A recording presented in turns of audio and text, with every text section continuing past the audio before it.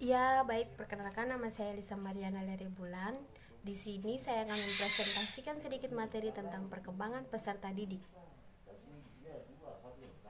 Langsung saja, yang pertama, perkembangan bagian dari psikologi. Psikologi perkembangan menurut J.P. Chaplin adalah cabang dari psikologi yang mempelajari proses perkembangan individu, baik sebelum maupun setelah kelahiran berikut kematangan. Psikologi perkembangan merupakan salah satu bidang psikologi yang memfokuskan kajian atau pembahasannya mengenai perubahan tingkah laku dan proses perkembangan dari masa konsepsi sampai mati. Pertumbuhan atau growth. Pertumbuhan yaitu perubahan atau kenaikan dalam ukuran secara keseluruhan fisik seperti tulang, tinggi badan, berat badan, jaringan syaraf, dan lainnya menjadi lebih sempurna. Pertumbuhan individu dapat diukur dengan alat pengukur. Pertumbuhan adalah peristiwa perubahan biologis yang terjadi pada makhluk hidup berupa perubahan ukuran yang bersifat irreversibel. Pertumbuhan merupakan perubahan yang bersifat kuantitatif, yaitu peningkatan dalam ukuran dan fungsi fisik yang murni. Perkembangan mencerminkan sifat yang khas mengenai gejala-gejala psikologis yang tampak. Sementara pertumbuhan khusus dimaksudkan, yaitu mengenai ukuran badan dan fungsi fisik yang murni. Yang berikut kematangan atau matursion.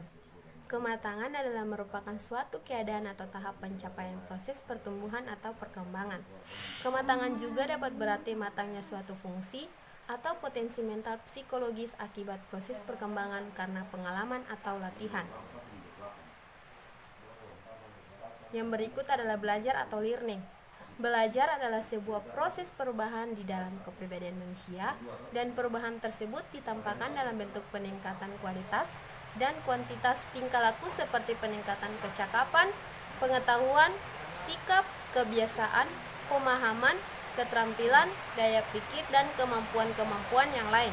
Menurut Gege dan Berliner, belajar adalah suatu proses perubahan perilaku seseorang karena pengalaman.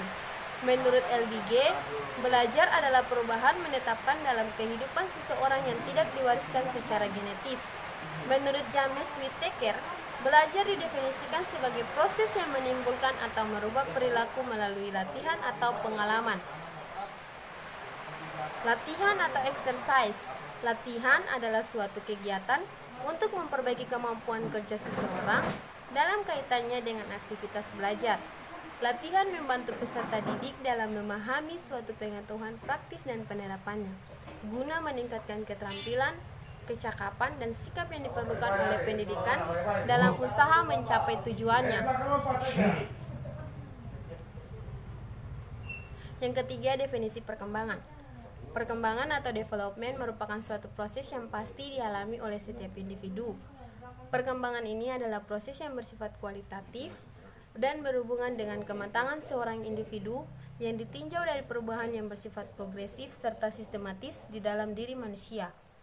Ahmad Sudrajat 2018 memberikan definisi bahwa perkembangan dapat diartikan sebagai perubahan yang sistematis, progresif, dan berkesinambungan dalam diri individu sejak lahir hingga akhir hayatnya, atau dapat diartikan pula sebagai perubahan-perubahan yang dialami individu menuju tingkat kedewasaan atau kematangannya. Seorang individu mengalami perkembangan sejak masa konsepsi, serta akan berlangsung selama hidupnya. Perkembangan adalah proses yang berlangsung sejak konsepsi, lahir, dan sesudahnya, di mana badan, otak, kemampuan, dan tingkah laku pada masa usia dini, anak-anak, dan dewasa menjadi lebih kompleks dan berlanjut dengan kematangan sepanjang hidup. Yang keempat, prinsip-prinsip perkembangan. Prinsip-prinsip perkembangan terbagi atas 3, yaitu 1. Perkembangan merupakan proses yang tidak pernah berhenti atau never ending process. Artinya, manusia secara terus-menerus berkembang dipengaruhi oleh pengalaman atau belajar. 2. Semua aspek perkembangan saling mempengaruhi. Artinya, setiap aspek perkembangan individu baik fisik, emosi, intelijensi maupun sosial saling mempengaruhi jika salah satu aspek tersebut tidak ada. 3. Perkembangan itu mengikuti pola atau arah tertentu. Artinya, perkembangan terjadi secara teratur sehingga hasil perkembangan dari tahap sebelumnya yang merupakan prasyarat bagi perkembangan selanjutnya. Yang terakhir, menurut Anda apakah kuliah online itu baik atau tidak? Menurut saya itu baik, karena kita sebagai mahasiswa dapat mengikuti perkuliahan kapanpun dan dimanapun untuk mengantisipasi COVID-19 yang sekarang ini sedang merajalela di seluruh dunia. Mungkin itu dari saya, kurang dan lebih saya mohon maaf.